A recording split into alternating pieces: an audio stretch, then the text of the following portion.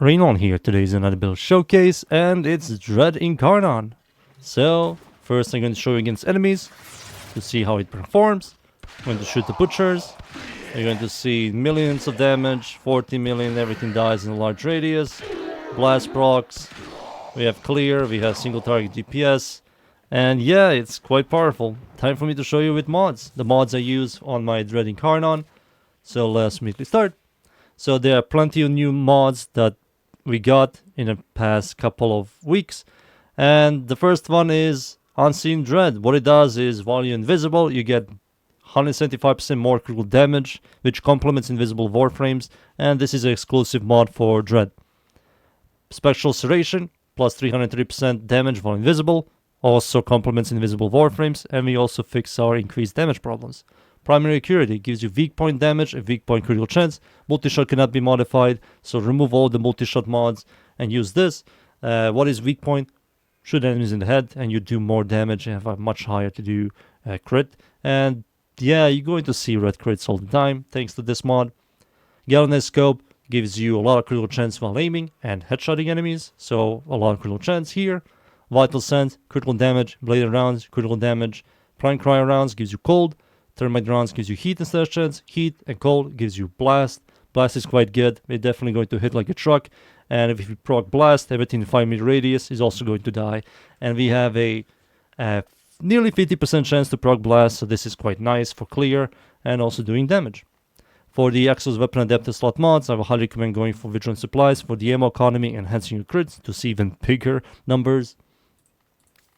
Longbow Sharp Shot is a arcane. On headshot you gain plus 250% damage on your next shot.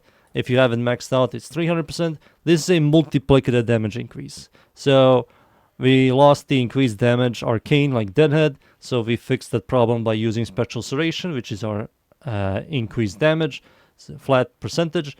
And yeah, we fixed all the problems. We have a lot of damage, a lot of critical chance, a lot of critical damage. We have blast for clear, multiplicative. And also you add Vigilant Supplies, and it's just ridiculous. It's beautiful. So yeah. As you can see the stats, the critical chance is really good. Crit multi is also good. Stash chance is good. Total damage is fine. We also do blast. And we have a 50% chance to proc blast. Sadly, the Incarnon transformation sucks with this build, but the regular Dread is quite good. So time for me to show you the evolutions. Evolution 2 increases your base damage by 70. Plus 100% damage to enemies below half-life, which is quite nice. Third evolution, plus 30% projectile speed. And fourth evolution increases your base stash chance by plus 24 to have a much higher chance to proc blast to clear, or for clear pretty much. So yeah, these are the evolutions I use. Time for me to show you again in game. So like I said, this complements invisible Warframes. I'm playing Loki. I spawn level 200 Steel Path Orc Middle Group dudes, go invisible, and I get a lot of bonuses. As you can see here, Spectral Serration 303%, Unseen Dread 175% critical damage, and also shoot enemies in the head. You'll always see red crits and some ridiculous numbers. Sometimes you're gonna proc blast, sometimes you're gonna proc slash, and yeah, we have clear, we have really powerful single target DPS. And this is maybe the strongest Dread ever was, I will say. And it's quite nice. Maybe it's not... I will not recommend against Infested. Their weak point is kind of annoying and the hitbox is bad. But also I'm going to show you with the Incarnon form.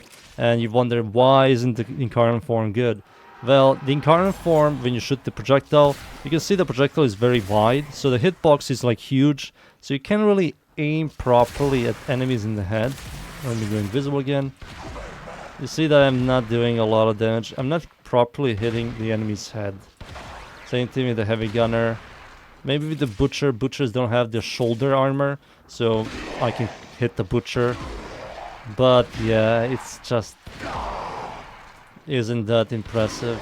Maybe for clear, this isn't half bad. Another layer of clear. You have a really high chance to proc blast, but you lose that really powerful single target DPS. So just go back and use the regular form, as you can see here. So yeah, Dread is quite interesting now. It's really fun to use it now more than ever. And yeah, it's quite nice. That's my Dread Incarnon build. I hope you enjoyed the build. Thank you everybody for watching. Leave a like, sub, and see you all next time.